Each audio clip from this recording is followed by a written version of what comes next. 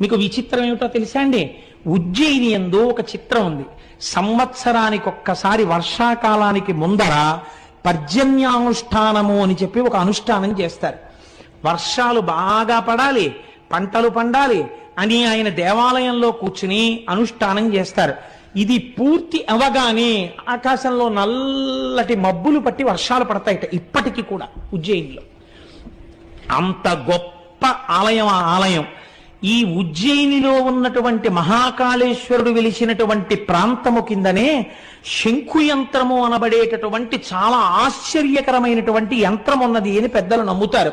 శంఖం దేనికి గుర్తు అంటే విజయానికి గుర్తు. అందుకే కురుక్షేత్ర యుద్ధం ప్రారంభం అయ్యే ముందు సంజయుని అడుగుతాడు ధృతరాష్ట్రుడు, ఏం చేస్తున్నారు మామకా పాండవాశ్చైవ కిమకుర్వతు సంజయ అంటాడు. ఏం చేస్తున్నారయా మా వాళ్ళు కౌరవులు అంటే, పాండవులందరూ శంఖాలు ఊదుతున్నారు అన్నాడు. మా వాళ్ళు ఊదట్లేదని ఇంకా చెప్పక్కర్లేదు. అంటే ఎవరు శంఖం ఊదాడో వాడికి విజయం కలుగుతుంది. శివార్చన యందు శంఖం ఊదుతారు. శంఖయంత్రం ఆయన కింద ఉన్నది కాబట్టి మహాకాళేశ్వరుడి దగ్గరికి వెళ్లి దర్శనం చేసుకున్నవాడు ఎటువంటి విజయాన్నైనా పొందుతాడు.